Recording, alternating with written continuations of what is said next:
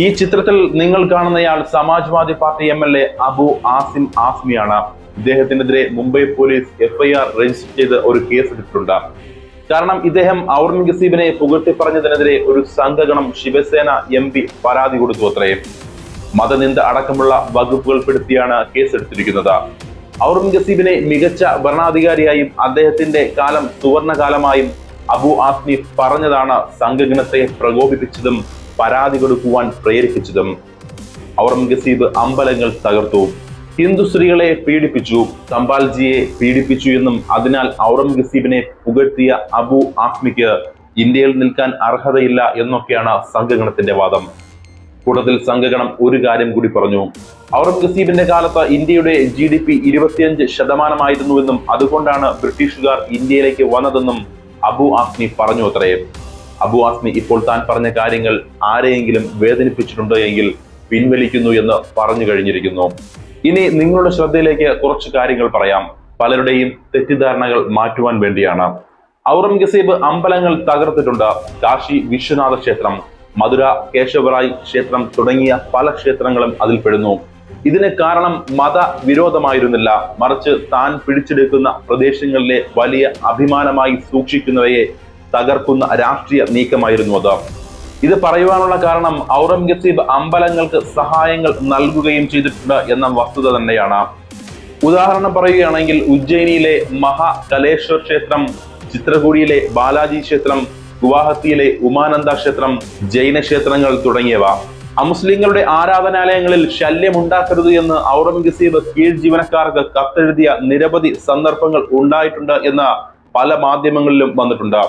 അതുപോലെ ബ്രാഹ്മണർക്ക് ബനാറസിലും മറ്റും ഭൂമി നൽകിയ വിവരങ്ങളും ഇന്ന് ഓൺലൈൻ മാധ്യമങ്ങളിൽ ലഭ്യമാണ്. ഹിന്ദു സ്ത്രീകളെ ആക്രമിച്ചു, പീഡിപ്പിച്ചു എന്നതൊക്കെ ഔറംഗസീബിന്റെ പേരിൽ സംഘഗണങ്ങൾക്കല്ലാതെ മറ്റാർക്കും പറയുവാൻ കഴിയില്ല. അതേസമയം സംഘഗണങ്ങൾ കൊണ്ടാടുന്ന സംഭാൽജി ശിവജിയുടെ മകൻ ആഗോള പെണ്ണുപിടിയനാണ് എന്ന് പലരും അഭിപ്രായപ്പെട്ടിട്ടുമുണ്ട്. ഇയാളെക്കുറിച്ച് ഗോൾവാൾക്കറും സവർക്കറും വരെ മോശം എഴുതിയിട്ടുള്ളത് സംഘഗണങ്ങൾക്ക് അറിയാഞ്ഞതല്ല. ഔറംഗസീബ് സംഭാൽജിയെ ജയിലിൽ അടയ്ക്കുന്നത് ഇയാൾ മുഗൾ സാമ്രാജ്യത്തിൽ പോയി പെണ്ണുങ്ങളെ ഉപദ്രവിക്കുവാൻ ചെന്നിട്ടാണ് എന്നും കേട്ടിട്ടുണ്ട്. ഇതൊക്കെയായിട്ടും സംഭാൽജിയെ മഹത്വരിക്കുവാൻ വേണ്ടി വിക്കിപീഡിയയിൽ സംഭാൽജിയെ കുറിച്ച് മോശമായി എഴുതിയതൊക്കെ മായ്ച്ചു കളയുവാൻ ആവശ്യപ്പെട്ടിരിക്കുകയാണ് മഹാരാഷ്ട്രയിലെ ഫാസിസ്റ്റ് സംഘ ഭരണകൂടം. ഇനി അബു ആസ്മിക്കെതിരെ പരാതി കൊടുത്തയാളുടെ ഒടുവിലത്തെ പരാമർശം എന്താണെന്ന് കൂടി നോക്കാം. അബു ആസ്മി പറഞ്ഞത് വാസ്തവമാണ്. ഔറംഗസീബിന്റെ കാലഘട്ടം 1658 1707 ആയിരുന്നു. 1700 ആഗോള GDPയിൽ ഇന്ത്യയുടെ പങ്ക് 24.4%. 23.3% നിന്നിരുന്ന യൂറോപ്പിനേക്കാൾ മുമ്പിലായിരുന്നു ഇന്ത്യ. ഇത് മറച്ചുവെക്കുവാൻ സംഘപരിവാരങ്ങൾ ആവുന്നത്ര പണിയെടുക്കുന്നുമുണ്ട്. യൂറോപ്പിനേക്കാളും മുന്നിൽ നിന്ന ഇന്ത്യയെ സാമ്പത്തിക ദരിദ്രത്തിലേക്ക് തള്ളിവിട്ടത് പിന്നീട് വന്ന ബ്രിട്ടീഷുകാരാണ്. പരാതിക്കാരനായ സംഘഗണമടക്കം ബ്രിട്ടീഷ് പാദസേവക്കാർക്കൊക്കെ ഇത് സഹിക്കുവാൻ കഴിയാത്തത് സ്വാഭാവികം മാത്രമാണ്. ഒരിക്കൽ ഇന്ത്യക്കാരെ പരിഹസിക്കുവാൻ വന്ന ബ്രിട്ടീഷുകാരെ ശശി തരൂർ പഞ്ഞിക്കിട്ടത് മുഗൾ രാജവംശകാലത്തെ ഇന്ത്യയുടെ സുവർണ കാലഘട്ടവും അതിനെ തകർത്ത് സകലതും കൊള്ളയടിച്ച ബ്രിട്ടീഷുകാരുടെ ഭരണവും അക്കമിട്ട് പറഞ്ഞുകൊണ്ടായിരുന്നു. കളിയാക്കുവാൻ വേണ്ടി വന്ന ബ്രിട്ടീഷുകാരനും അത് അംഗീകരിക്കുകയല്ലാതെ മറ്റു വഴികളില്ലായിരുന്നു.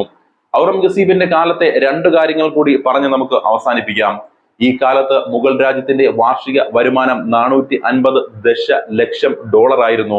അതായത് ഉറച്ച സാമ്പത്തിക സ്ഥിതിയായിരുന്നു രാജ്യത്ത് അന്നുണ്ടായിരുന്നത്. അക്കാലത്ത് കൃഷിയും വ്യവസായവും പരിപോഷിക്കപ്പെട്ടിരുന്നു. ലോകത്തുള്ള വ്യാവസായിക ഉൽപ്പന്നത്തിന്റെ 28% ഇന്ത്യയിൽ മുഗൾ രാജ്യത്ത് നിന്നുമായിരുന്നു. ഇതൊക്കെ ഇപ്പോൾ വിക്കിപീഡിയയിലും നിരവധി റിപ്പോർട്ടുകളിലും ഒക്കെയായി ഓൺലൈനിലും ലഭ്യമാണ്. ഫാസിസം ഈ രേഖകളൊക്കെ താമസിയാതെ ഇല്ലാതാക്കും എന്നത് ഏതാണ്ട് ഉറപ്പ് തന്നെയാണ്.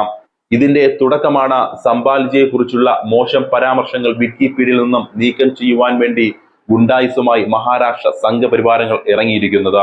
ഈ ചരിത്ര വസ്തുതകൾ നിങ്ങൾ മറ്റുള്ളവരിലേക്ക് പകർന്നു കൊടുക്കണം. സംഘഗണങ്ങൾ നുണകൾ പ്രചരിപ്പിക്കാൻ വേണ്ടി മാത്രമല്ല ബഹുദൂരം മുൻപിലുള്ളത്. ജനങ്ങളെ സ്വാധീനിക്കുന്ന കാര്യത്തിൽ നമ്മളെക്കാൾ ബഹുദൂരം മുൻപിലാണ് അവർ എന്നുള്ള കാര്യം നാം തിരിച്ചറിയുക തന്നെ വേണം.